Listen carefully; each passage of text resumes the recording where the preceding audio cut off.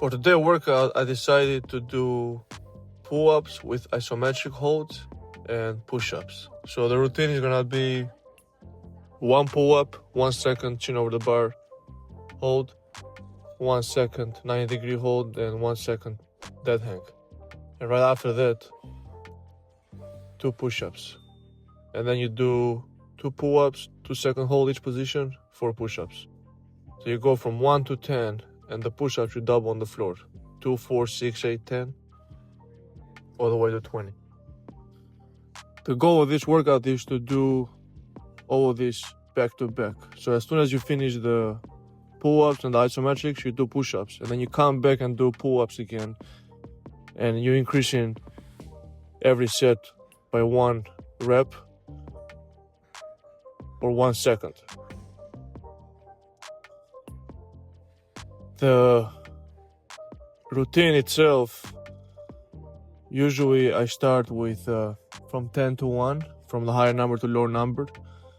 But today I decided to do it from low number to high number. So this way I can know how many sets I can do back and forth without breaking or getting fatigue. I'm pushing my limits. You always gotta give your body a different type of workout. If you do the same thing over and over, your body gets used to that and you start progressing.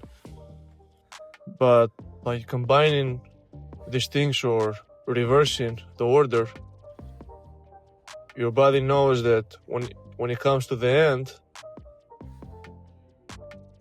he's pushing harder.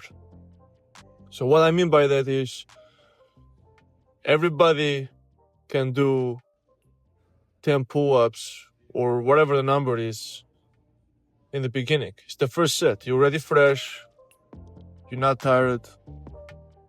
You can do 10 pull-ups, no problem. And then you can go to 9 and all that.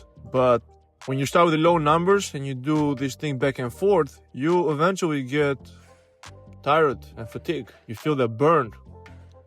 Your ability to do the pull-ups and the push-ups slows down. But also, when you're fatigued and tired, you train higher reps.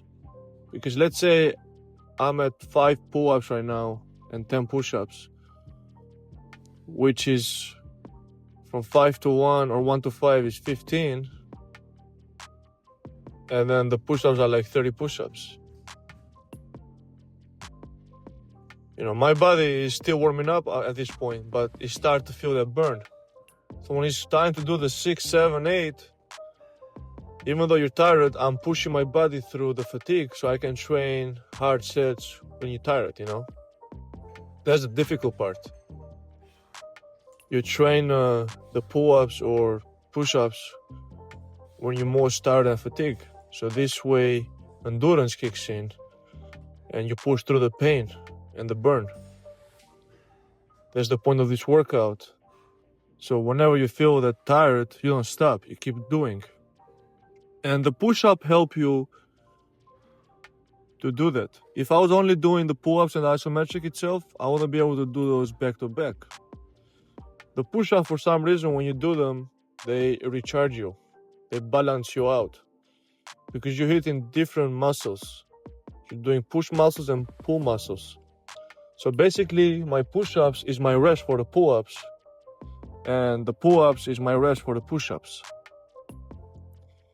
Scientific-wise, I can't really explain it, but it definitely works when it comes to calisthenics. And I've been doing push-ups in all my workouts. Whatever routine I decide to do, I always do the push-ups. I see them very beneficial and effective. And the best way to do them is the chest touching the bar. And the incline push-ups like this in a low bar, it helps me with my wrist. So I don't feel my wrist hurting or anything like that. So you see right here, my form got better throughout the workout. If you saw in the beginning, my first couple sets, they were terrible. You know, my form wasn't the best and was very hard to hold. Also, the bar here is not the best either. This is not a pull-up bar. I grabbed the thing that people do, the leg pull downs, and I put it on the top of the bar. So I had to improvise something because all the pull-up bars at the gym were taken. So the gym that day was packed. So it makes it very hard to work out.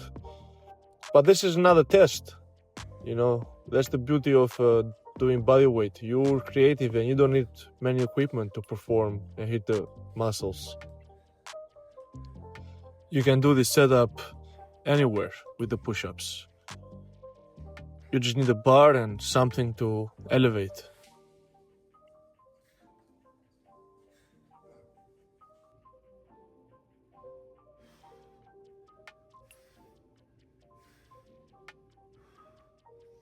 As the set kept going, I got more explosive. So I'm able to do those pull-ups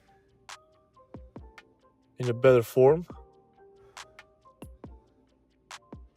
I think my body warmed up pretty good that day by doing the small sets, but by going back and forth, doing 2 exercises back and forth, this routine turns to a cardio too, because you're not resting at all. The only rest you got is seconds, walking from one side to the other side.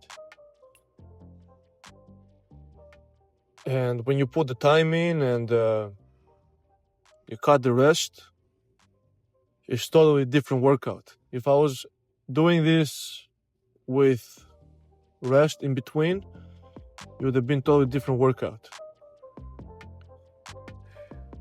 But like I said, I always train for endurance, and I want to be able to do a lot of reps and multiple sets